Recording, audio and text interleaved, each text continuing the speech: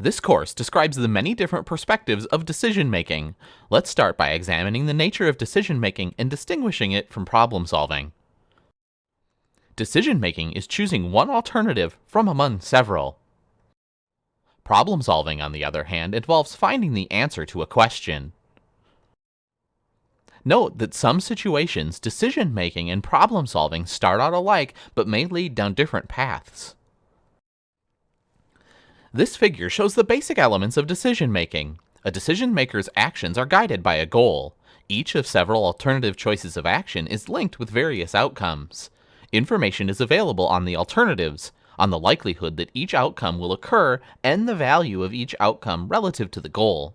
The decision-maker chooses one alternative on the basis of his or her evaluation of the information. Decisions made in organizations can be classified according to the frequency and to the information conditions. In a decision-making context, frequency is how often a particular decision situation reoccurs, and information conditions describe how much information is available about the likelihood of various outcomes. The frequency of reoccurrence determines whether a decision is programmed or non-programmed. A programmed decision recurs often enough for decision rules to be developed. A decision rule tells decision makers which alternative to choose once they have a predetermined amount of information about the situation. The appropriate decision rule is used whenever the same situation is encountered. Programmed decisions usually are highly structured. When a problem or decision situation has not been encountered before, however, a decision maker cannot rely on previously established decision rules. Such a decision is called a non-programmed decision, and it requires problem solving. Problem solving is a special form of decision making in which the issue is unique. It often requires developing and evaluating alternatives without the aid of decision rules.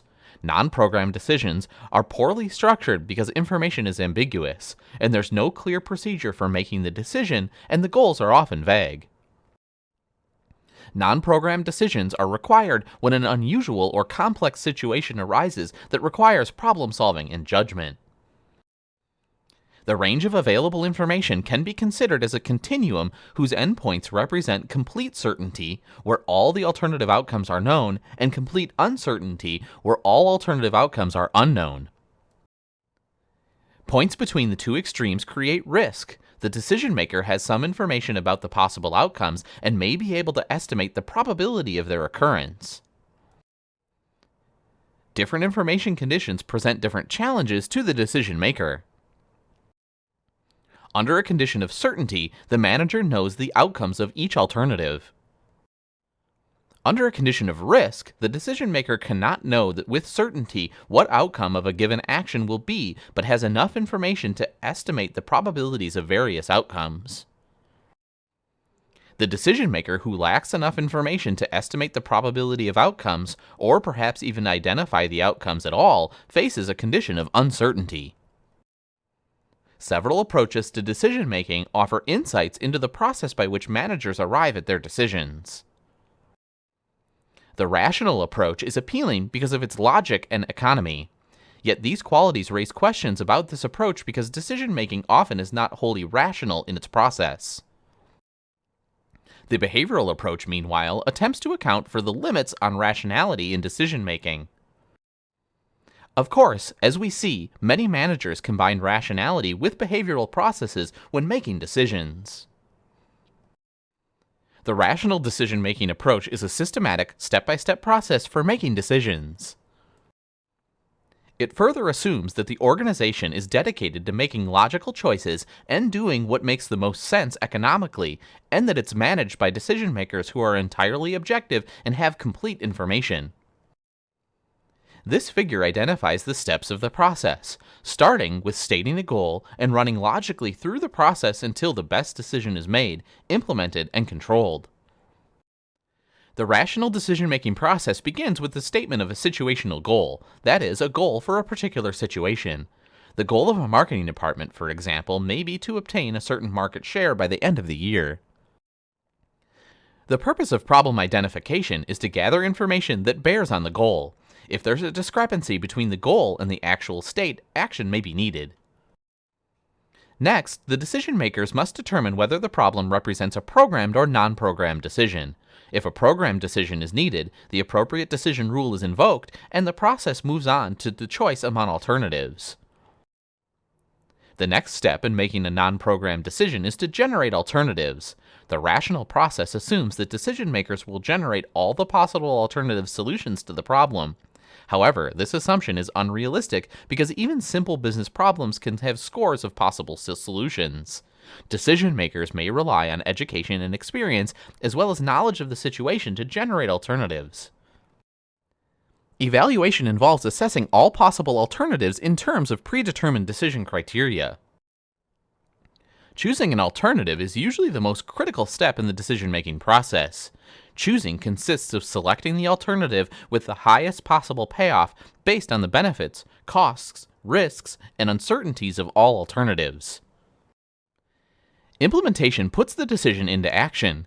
It builds on the commitment and motivation of those who participated in the decision-making process and may actually bolster individual commitment and motivation. To succeed, implementation requires the proper use of resources and good management skills. The rational approach has several strengths. It forces decision makers to consider a decision in a logical, sequential manner, and the in-depth analysis of alternatives enables the decision maker to choose on the basis of information rather than emotion or social pressure. The new main focus has been called evidence-based management. Evidence-based management, or EBM, is defined as the commitment to identify and utilize the best theory and data available to make decisions. Advocates of this approach encourage 5 basic principles. Face the hard facts and build a culture in which people are encouraged to tell the truth, even if it's unpleasant. Be committed to fact-based decision-making, which means being committed to getting to the best evidence and using it to guide your actions. Treat your organization as an unfinished prototype. Encourage experimentation and learning by doing. Look for the risks and the drawbacks in what people recommend. Even the best medicine has side effects. Avoid basing decisions on untested but strongly held beliefs, what you have done in the past, or uncritical benchmarking of what winners do.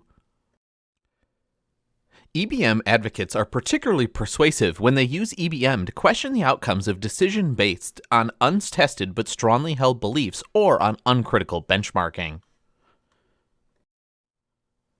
Evidence-based management is about the commitment to identify and utilize the best theory and data available to make decisions.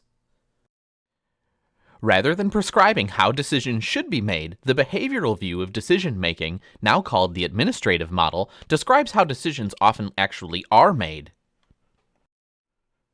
One critical assumption of the administrative model is that decision makers operate with bounded rationality rather than with perfect rationality assumed by the rational approach.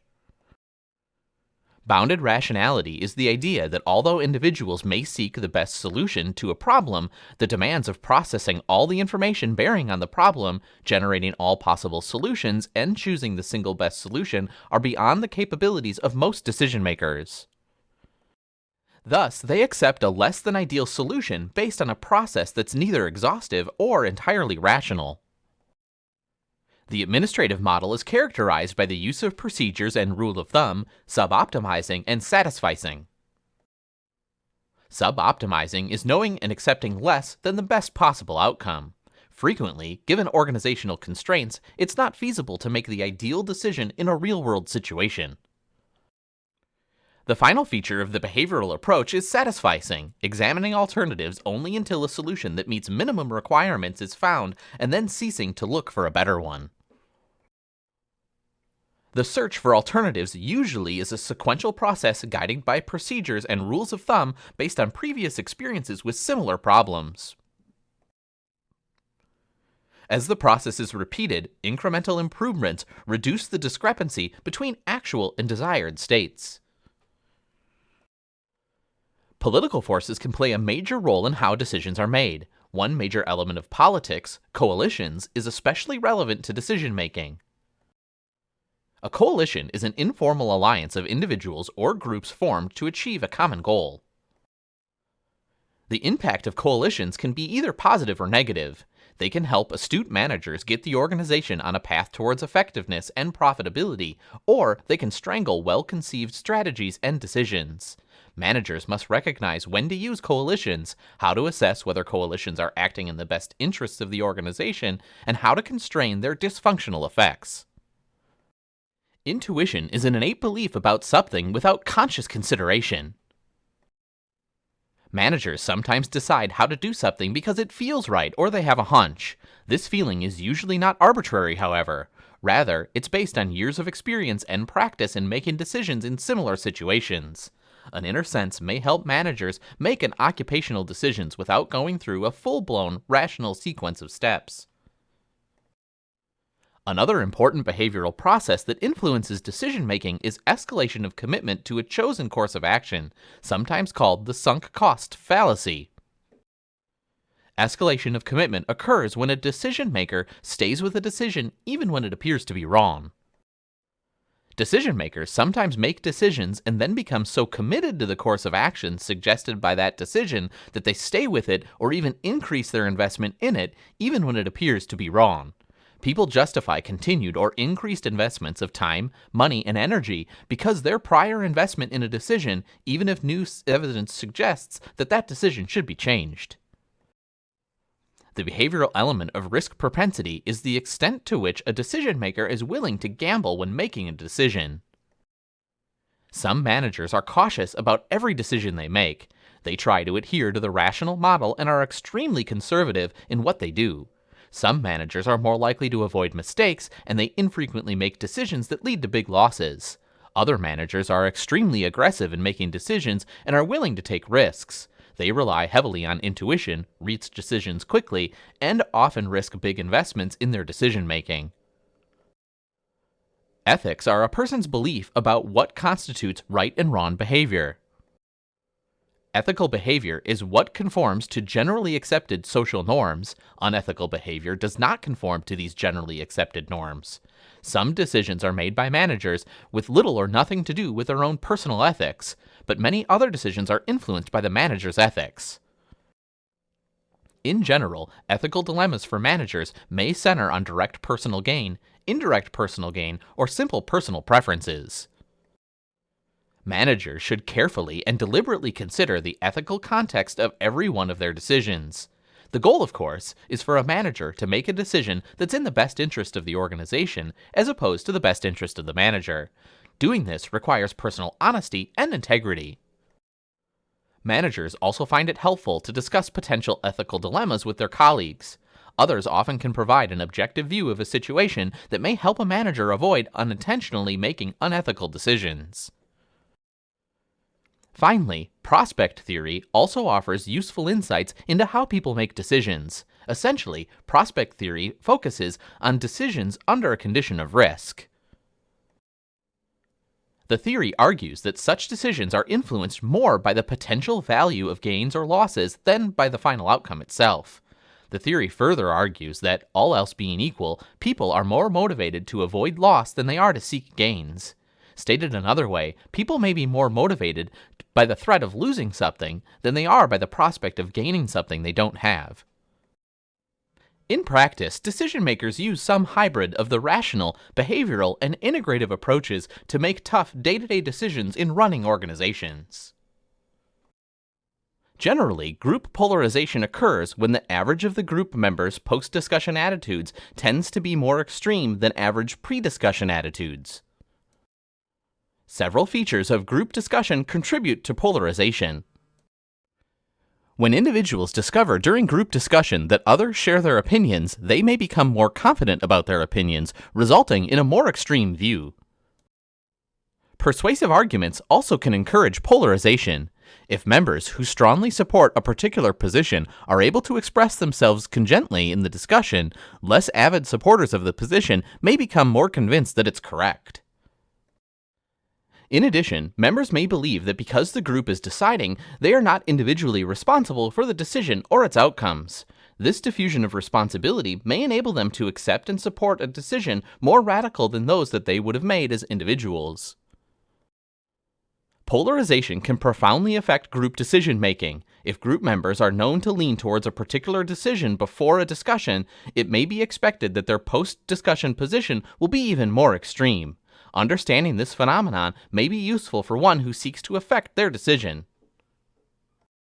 Groupthink is a mode of thinking that occurs when members of a group are deeply involved and cohesive in group, and the desire for unanimity offsets the motivation to appraise alternative courses of action.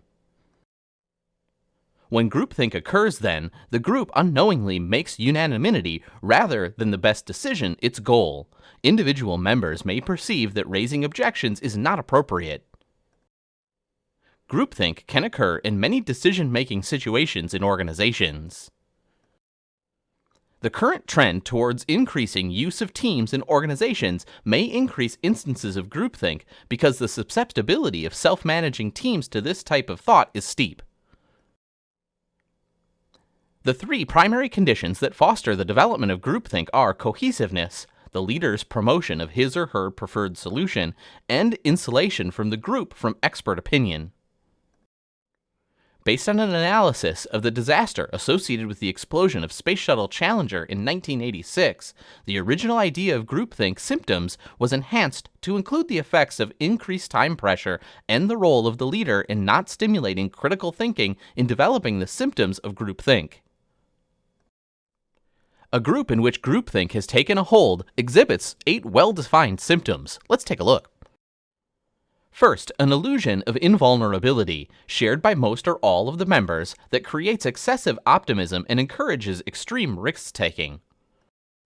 Second, collective efforts to rationalize and discount warnings that might lead members to reconsider assumptions before recommitting themselves to the best policy decisions. Third, an unquestioned belief in the group's inherent morality, inclining members to ignore the ethical and moral consequences of their decisions. Fourth, stereotyped views of enemy leaders as too evil to warrant genuine attempts to negotiate or as too weak or stupid to counter whether risky attempts are made to defeat their purposes. 5. Direct pressure on a member who expresses strong arguments against the group's stereotypes, illusions, or commitments, making clear that such dissent is contrary to what is expected of loyal members. 6. Self-censorship of deviations from the apparent group consensus, reflecting each member's inclination to minimize the importance of his or her doubts and counterarguments. 7th, a shared illusion of unanimity, resulting partially from self-censorship of deviations, augmented by the false assumption that silence means consent. And finally, 8th, the emergence of self-appointed mind guards, members who protect the group from adverse information that might shatter the shared complacency about the effectiveness and morality of their decisions. When groupthink dominates group deliberations, the likelihood increases that decision-making defects will occur. The group is less likely to survey a full range of alternatives and may focus only on a few, often just one or two. The group may not re-examine previously rejected alternatives for non-obvious gains or some means of reducing apparent costs. Even when they receive new information, the group may reject expert opinions that run counter to its own views and may choose to consider only information that supports its preferred solution. Several suggestions have been offered to help managers reduce the probability of groupthink in decision-making.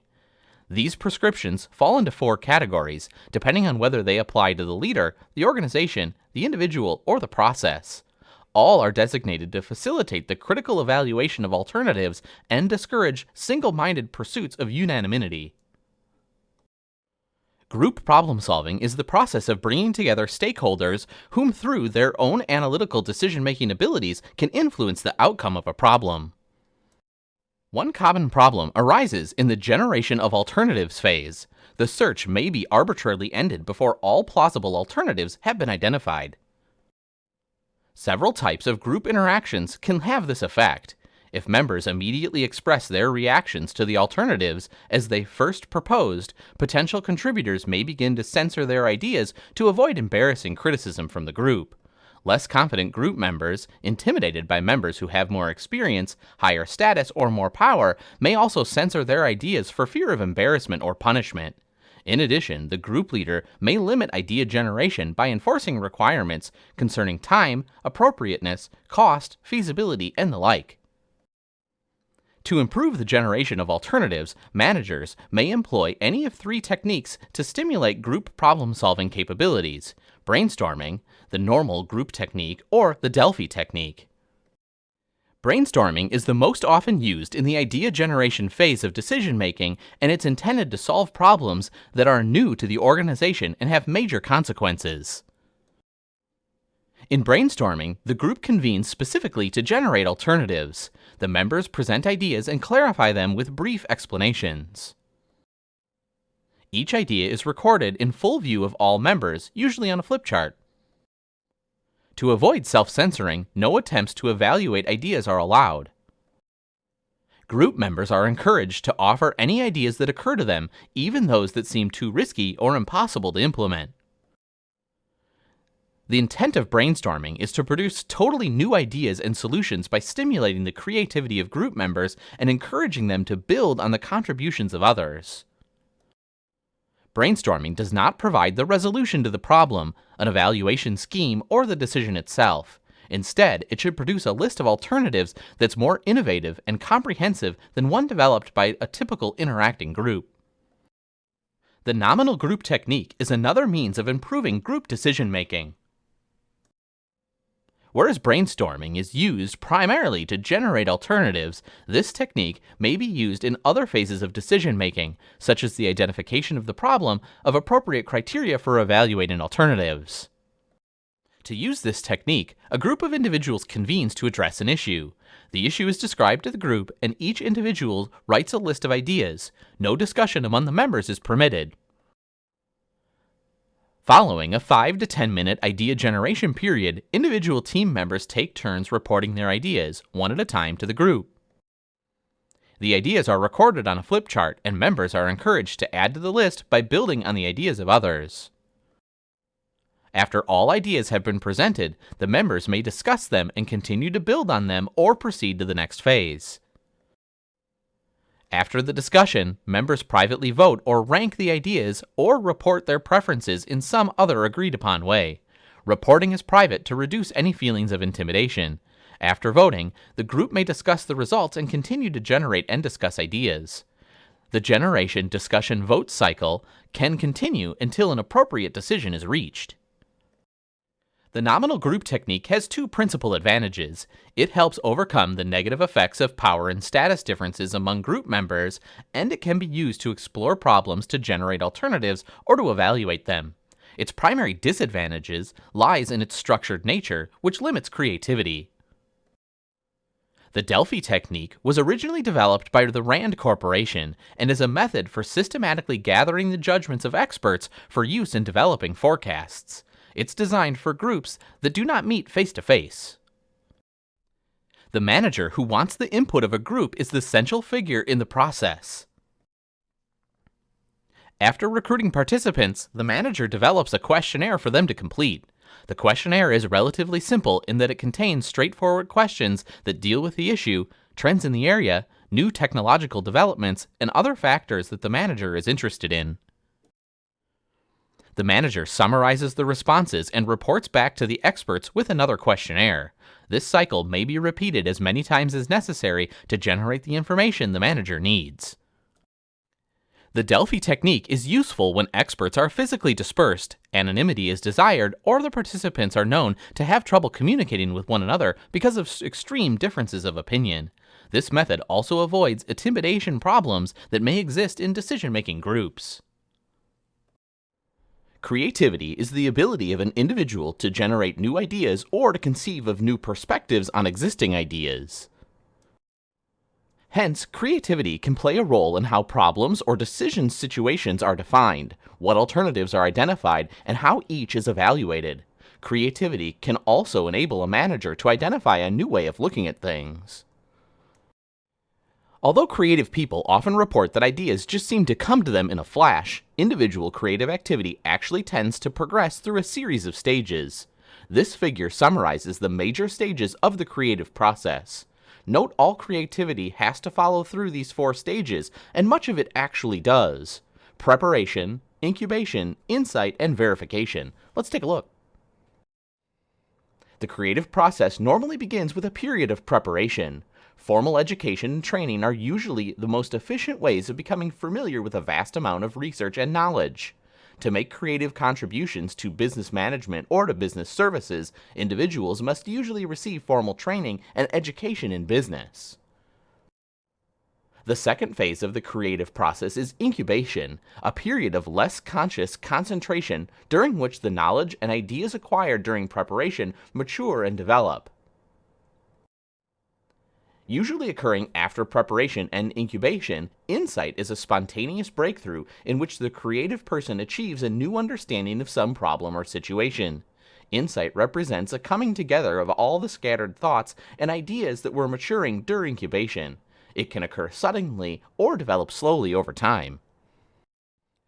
Once an insight has occurred, verification determines the validity or truthfulness of the insight. For many creative ideas, verification includes scientific experiments to determine whether or not the insight actually leads to the results expected. Managers who wish to enhance or promote creativity in their organizations can do so in a variety of ways. One important method for enhancing creativity is to make it part of the organization's culture, often through explicit goals. Another important part of enhancing creativity is to reward creative success while being careful not to punish creative failures. Many ideas that seem worthwhile on paper will fail to pan out in reality. If the first person to come up with an idea that fails is fired or otherwise punished, others in the organization will become more cautious in their own work, and as a result, fewer creative ideas will emerge. Managers can enhance or reduce creativity in their organizations through various means.